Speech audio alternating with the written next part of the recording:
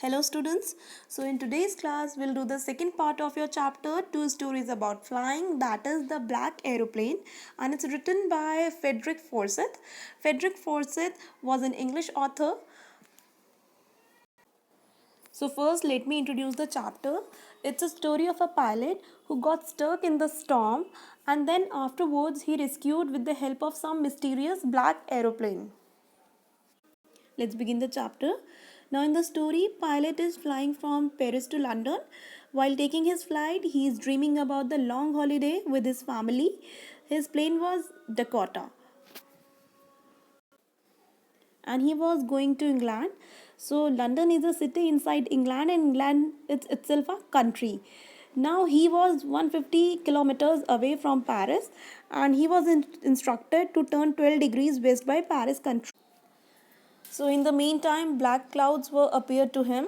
It seems like heavy storm is approaching, and clouds were looking like black mountain, and it was difficult for pilot to move ahead in such adverse climatic condition. तो story जब start होती है तो pilot ने take off कर लिया है और वो पेरिस से लंदन जा रहा है. लंदन एक सिटी है इंग्लैंड में, और जब वो प्लेन उड़ा रहा है तो वो ये सोच रहा है कि जल्द ही मैं अपने घर पहुंचूंगा, एक लॉन्ग हॉलीडे में अपने फैमिली के साथ एक क्वालिटी टाइम स्पेंड करूंगा. अब प्लेन का नाम जो है डकोटा है, और उसको इंस्ट्रक्शंस मिलते हैं कि तुम 12 डिग्रीज वेस्ट की तरफ, पेरिस कंट्रोल से इंस्ट्रक्शन मिलते हैं कि टर्न कर लो. अब जब वो प्लेन को चला रहा है तो 150 किलोमीटर्स वो पेरिस से आगे निकल चुका है.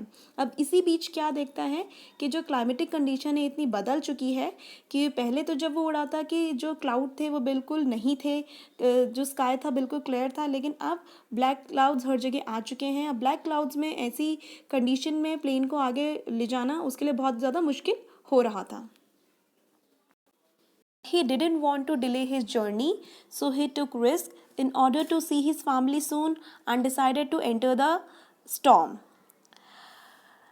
Everything was getting dark in front of him and he lost the way also. All the instruments stopped working suddenly. Now he was unable to contact at control room also. Suddenly a black aeroplane was appeared next to him and he instructed to follow the black aeroplane.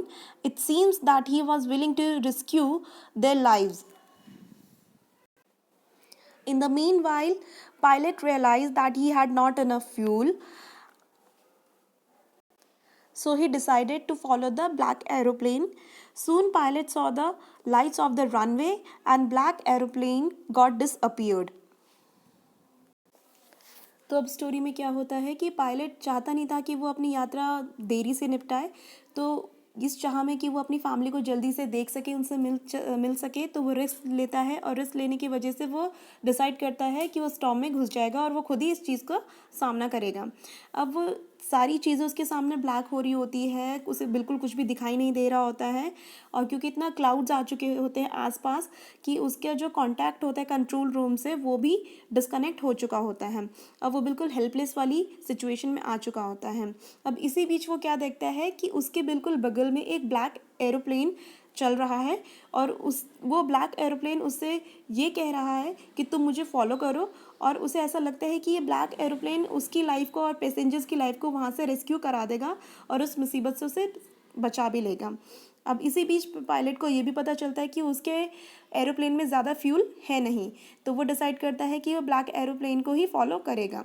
अब उसे follow करते करते वो देखता है कि runway आपने देखा होगा जहाँ पर जो एरोप्लेन होते हैं जहाँ से टेक ऑफ करते हैं और लैंड करते हैं उसे रनवे कहते हैं. तो रनवे की लाइट्स उसे दिखने लग जाती है, यानी जो ब्लैक एरोप्लेन है उसको फॉलो करते करते वो सेफली रनवे तक पहुँच जाता है, और जैसे ही वो रनवे तक पहुँचता है वैसे ही जो ब्लैक एरोप्लेन होता है वो अचानक से गायब हो जाता है. Now he wanted to thank him, but there was no one. After landing safely, he asked about the mysterious black aeroplane in the control room, but he left shocked when the lady said there was no other plane on the radar except yours. अब pilot सोचता है कि मैं उसे thanks करूं, black aeroplane के pilot को, but वो देखता है वहाँ पर कोई भी नहीं है।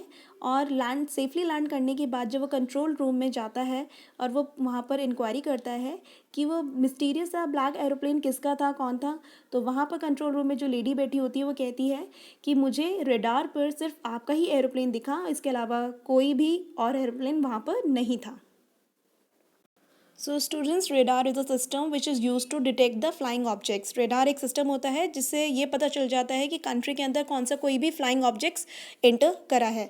तो लेडी बोलती है कि रेडार पे मैंने तुम्हारे अलावा और भी कोई प्लेन नहीं देखा है। तो स्टूडेंट्स, यहाँ here chapter ends. So students, here what we have learned from the chapter, that we should never give up our hopes, rather keep trying in hard times also, because God help those who help themselves. तो chapter से हमें यही moral एक message मिल रहा है कि चाहे कितनी भी बुरी सिचुएशन आ जाए, हम लोगों को कभी भी अपनी होप्स नहीं खोनी चाहिए, आशा नहीं छोड़नी चाहिए। अगर हम लोग ट्राई करते रहते हैं तो भगवान ही कोई ना कोई, किसी न किसी को हमारी हेल्प के लिए वहाँ पर पहुँचा देता है। So students, that's all for today and thanks for listening.